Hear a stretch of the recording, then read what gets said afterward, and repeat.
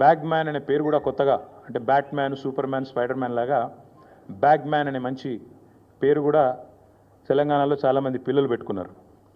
అదేమో ఓటుకు నోటు కుంభకోణం, ఇదేమో సీటుకు రూటు కుంభకోణం. ఇదేదో ఊరికే అనట్లేదు సీటుకు రూటు కుంభకోణం అని. స్పష్టంగా రేవంత్ రెడ్డి గారి గురించి నేను చెప్పడం కాదు, ఈరోజు మంత్రిగా ఉన్న కోమటిరెడ్డి వెంకటరెడ్డి గారే ఓపెన్గా బహిరంగంగా పత్రికా సమావేశంలోనే చెప్పినారు.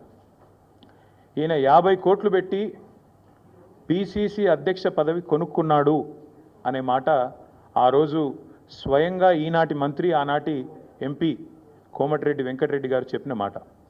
కానీ సరే, వెంకటరెడ్డి గారు చెప్పిన దానికి ఆ రోజు ఆధారాలు లేకపోవచ్చు, కానీ ఈరోజు ఆధారం ఉంది అంటూ ఎన్ఫోర్స్మెంట్ డైరెక్టరేట్ వారు ఛార్జ్షీట్లో స్పష్టంగా ఎవరు డబ్బులు ఇచ్చారు, ఏ పొజిషన్ అమ్ముకున్నారు, ఎన్ని డబ్బులు ఇచ్చారో కూడా స్పష్టంగా చెప్తా ఉన్నారు. ముందేమో ఆనాడు పిసిసి కోసమేమో సూటుకు, ఆనాడు పిసిసి పదవి కోసం బ్రహ్మాండంగా ఆ రోజు డబ్బులు ఇచ్చి 50 కోట్లు ఇచ్చి తెచ్చుకున్నారని వాళ్ళ కాంగ్రెస్ నాయకులు చెప్పిన మాట. ఈరోజు ఢిల్లీకి ఇప్పటికి కూడా జరుగుతూ ఉన్నది ఏమంటే, తెలంగాణ అనేది కాంగ్రెస్ పార్టీకి ఒక ఏటీఎంగా మారిపోయిన మాట వాస్తవం. ఎప్పుడు డబ్బులు కావాలి అని కాంగ్రెస్ పార్టీ వాళ్ళు అనుకుంటే అప్పుడు పెద్ద ఎత్తున డబ్బులు అందిస్తూ తన పదవిని కాపాడుకుంటూ ఉన్నారు రేవంత్ రెడ్డి గారు. ఇవాళ ఓటుకు నోటు జరిగినప్పుడేమో రేవంత్ రెడ్డి గారు ఒక ఎమ్మెల్యే, కానీ ఈరోజు ఈ రాష్ట్రానికి ముఖ్యమంత్రి. కాబట్టి యావత్ దేశం పరువు, యావత్ దేశం ముందు తెలంగాణ పరువు ఇవాళ తీసి పరువు పోగొట్టి, నిజంగా తెలంగాణ ముఖ్యమంత్రి అంటే ఇట్లాంటి వ్యక్తి అనే పరిస్థితి ఇవాళ కనబడుతూ ఉన్నది. గతంలో యడ్యూరప్ప గారు కర్ణాటక ముఖ్యమంత్రిగా ఉన్నారు. ఇది నేను చెప్పేది 2020వ సంవత్సరానికి సంబంధించిన అంశం.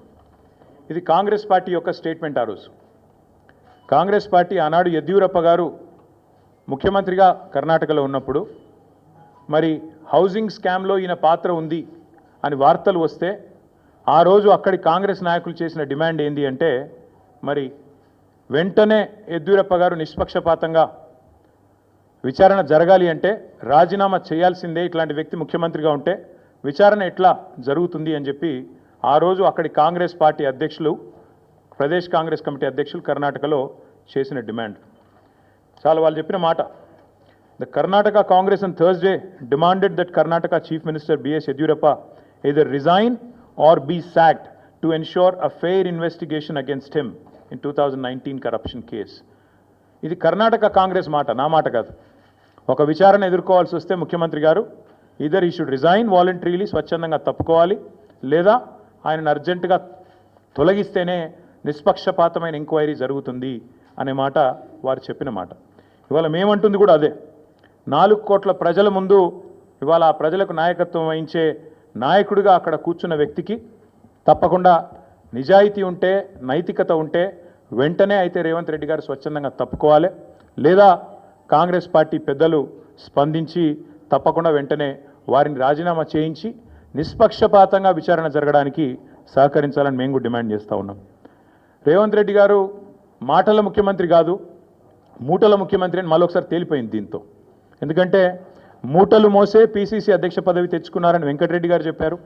ఇప్పుడు మూటలు మోసే పదవి కాపాడుకుంటున్నారు అని దేశమంతా తెలుసు. అట్లాగే మూటలతోనే ఆనాడు పిసిసి ఆఫీస్ బేరర్స్ దగ్గర కూడా డబ్బులు తీసుకొని మరి కాంగ్రెస్ పార్టీ ఒక పత్రికకు డబ్బులు అందించారని చెప్పి ఎన్ఫోర్స్మెంట్ డైరెక్టరేట్ కూడా చెప్తా ఉంది. ఇప్పుడు మాకు కూడా అర్థమవుతుంది ముఖ్యమంత్రి గారి